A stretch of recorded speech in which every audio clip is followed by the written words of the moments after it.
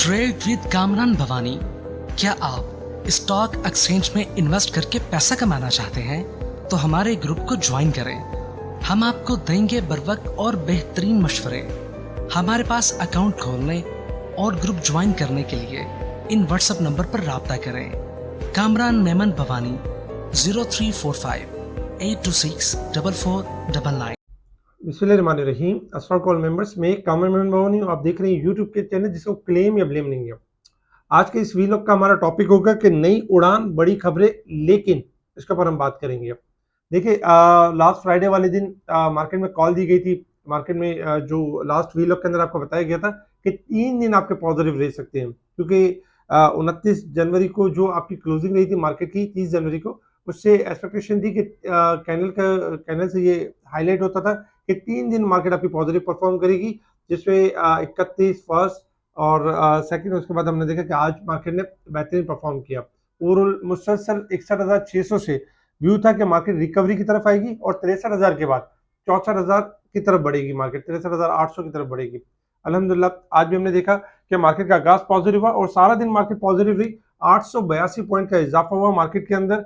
63,000 तकरीबन देखा जाए 63,885 का मार्केट ने हाई लिया और 63,799 के करीब 796 पॉइंट प्लस के साथ मार्केट पॉजिटिव क्लोज रही। वॉल्यूम्स भी बेहतर रहे, 330 मिलियन के वॉल्यूम्स रहे, 331 मिलियन के अराउंड वॉल्यूम रहे, जो कि फ्राइडे से ज्यादा थे। फ्राइडे वाले दिन 263 मिलियन के वॉल्यूम्स थे। इसके साथ ही top volume leader, top gainers, decliner आपके स्क्रीन के ऊपर है। अगर हम सेक्टर वाइज देखें तो सेक्टर वाइज में आज जो टॉप पे रहा ऑयल एंड गैस सेक्टर्स, यानी कि फर्स्ट नंबर पे रहा 328 पॉइंट, जबकि कमर्शियल बैंक, सीमेंट, फर्टिलाइजर, तमाम सेक्टर्स में एक पॉजिटिव और एक बुलिश ट्रेंड रहा। जबकि नेगेटिव साइड पर देखें तो ऑटोमोबाइल, रियल एस्टेट में हमने स्लाइटली गिरावट देखी। इसके साथ ही देखा जाए तो आज कुछ बड़ी खबरें भी थी और बड़ी खबरों में यही था कि यानी कि पीपीएल एंड ओजीडीसी के डिविडेंड के हवाले से मुख्तलिफ यानी न्यूज़ गर्दिश करती रही कि आईएमएफ की अप्रूवल आ गई, आईएमएफ को अप्रूवल के लिए चीज़ें भेजी गई, बताया गया, और जिसमें आईएमएफ ने भी यानी कि अप्रूवल की कुछ यानी कंफर्मेशन आने लगी, जिसकी वजह से हमने देखा कि ओजीडीसी एंड पीपीएल ने बेहतर परफॉर्म किया। इसके साथ ही अगर हम देखें तो आईएमएफ ने पीआई की निचकारी का प्लान मंजूर कर लिया है। मुख्तलिफ सोशल मीडिया पे इस तरह की न्यूज़ भी चल रही है और इसके अगेंस्ट भी न्यूज़ चल रही है कि आईएमएफ ने इस तरह की कोई चीज़ की नहीं है। जब तक एक हतमी रिपोर्ट नहीं आ जाती है उसके ऊपर ये आइटम परफॉर्म करेंगे। इसके अलावा Pakistan export to China increase by 46% in 7 month, यानी कि एक्सपोर्ट में इजाफा हुआ है। ये पॉजिटिव न्यूज़ थी।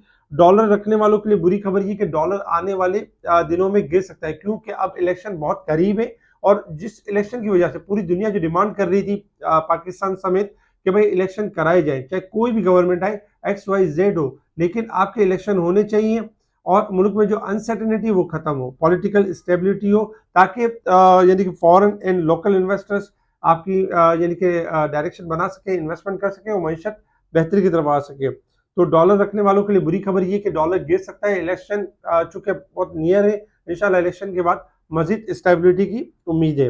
इसके अलावा ग्लोबल ऑयल प्राइस ड्रॉप हो गए, क्योंकि देखा जाए तो यूएस में कुछ रेट कट्स वगैरह हुए, जिसकी वजह से ऑयल इंटरनेशनल मार्केट में गिरा भी है। इसके साथ ही कुछ पॉजिटिव न्यूज़ इस तरह की भी थी कि एडीपी यानी कि 100 मिलियन फॉर मल्टीपर्पज डैम इन बलूचिस्तान, ये पॉजिटिव न्यूज़ थी। जुलाई टू जनवरी ट्रेड डेफिसिट में कमी हुई है 32.66%, ये पॉजिटिव न्यूज़ थी। आज रिफाइनरी के हवाले से कुछ रिजल्ट भी थे, लेकिन रिफाइनरी के हवाले से एक न्यूज़ भी थी। रिफाइनरी में न्यूज़ ये थी कि CCOE टू अप्रूव अमेंडमेंट, जो अमेंडमेंट करनी थी रिफाइनरी पॉलिसी के अंदर, वो इसको आज देखेंगे, जिसकी वजह से कुछ रिफाइनरी ने इसके ऊपर परफॉर्म भी किया। आपके सामने कुछ स्टॉक्स हैं जिनके पे आउट्स वगैरह हैं, इनकी लास्ट डेट वगैरह और उनके बुक क्लोजर की डेट यानी आपके सामने है।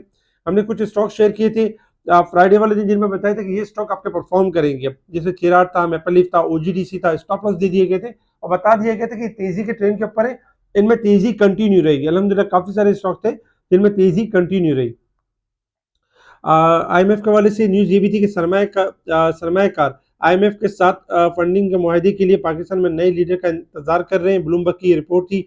आईएमएफ प्रोग्राम मार्च में खत्म हो रहा है, पाकिस्तान डिफॉल्ट का खतरा टल चुका है। ब्लूमबर्ग अगले माली साल पाकिस्तान $25 अरब कर्ज लौटाना है, जो कि ज़र मुआवजा के जखायर मौजूदा जखायर का 3 गुना है। ब्लूमबर्ग का ये भी कहना था। इसके साथ ही जो AD ports group sign 25 years deal with Karachi port trust to develop operate in manage terminal. PICT के हवाले से भी गुड न्यूज है, जिसकी वजह से आज हमने देखा ऊपर का लॉक लगा और केसीटीएमएल के हवाले से ये जो इनका यानी कि डील हुई है। इसके साथ ही अगर हम देखें तो पाकिस्तान के इंतखाबी अमल की निगरानी कर रहे हैं अमेरिकी महकमा खारजा का कहना है, और निजकारी के हवाले से भी मुख्तलिफ IMF की न्यूज़ मार्केट में गर्दिश कर रही थी। इलेक्शन से पहले कुछ गैस महंगी करने के इकदाम भी हैं, और कुछ देखा जाए तो एंकर के ट्वीट भी आते रहे। IMF के हवाले से कामरान खान का भी ट्वीट रहा कि IMF से कल शब्द IMF से हुकूमत पाकिस्तान की इंडस्ट्री के लिए 9 सेंट यूनिट और गर्दिशी कर्जों में कमी के हवाले से बहुत सूदमंद मुज़ाकरात हुए हैं। दो मामलात पर IMF को कोई बड़े इतराज़ात नहीं है। कुछ टेक्निकल नौयत के सवाल उठाए गए जिनके जवाब बनाए जा रहे हैं। बरोस यानी पुरजोर उम्मीद है जल्द IMF की मंजूरी आ जाएगी। अजराए कहते हैं कि army general chief Asim Munir की क़यादत में SIFC पर अज़म है कि नई हुकूमत बनने से कबल SIFC इन दोनों मामलों पर मुकम्मल अमल समेत मईशत सवारों और एजेंडे के दूसरे नुकात पर भी फैसला कन पेशरफ का तोहफा कौम को देगी। तो ये बड़ी पॉजिटिव न्यूज़ आ रही है, और इलेक्शन से पहले प्री इलेक्शन रैली मार्केट के अंदर नजर आ रही है। और ओवरऑल 100 बिलियन का एक्सपोर्ट विजन भी रखा गया, टास्क भी रखा गया कि आइंदा 5 सालों में इसको भी अचीव किया जाएगा। अच्छा, 8 फरवरी चूंकि इलेक्शन का डे होगा तो इस वक्त हॉलीडेज वगैरह होंगे, और वोट कास्टिंग के लिए एक हॉलीडे होगा। तो ओवरऑल मार्केट में अगर हम देखें तो इसी चीज़ को मार्केट में एंजॉय कर रहे हैं इन्वेस्टर्स को कॉन्फिडेंट था हमारी वीलॉग के बाद कि मार्केट में रैली बननी है, तेजी बननी है, और मार्केट तेजी की तरफ जाएगी और नई उड़ान की तरफ जाएगी। मार्केट चूंकि 61,600 के करीब आ चुकी थी, बहुत से ये ख्याल कर रहे थे कि यहाँ से 60,000 या 55,000 का लेवल टेस्ट करेगी, जबकि हमने आपको स्टॉप लॉस दिया था कि 61,600 आपका स्टॉप लॉस होगा और मेन सपोर्ट 60,600 का लेवल है।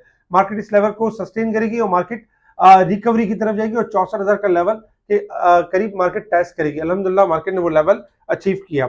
अगर हम इंटरनेशनल मार्केट की तरफ बात करें तो इंटरनेशनल मार्केट में इस वक्त जो क्रूड ऑयल आपका ट्रेड कर रहा है, ओवरऑल अगर देखा जाए 73 के पास ट्रेड कर रहा है क्रूड ऑयल, और जबकि गोल्ड सिल्वर में अगर हम देखें 73.19 के पास ट्रेड कर रहा है, 40 सेंट प्लस है।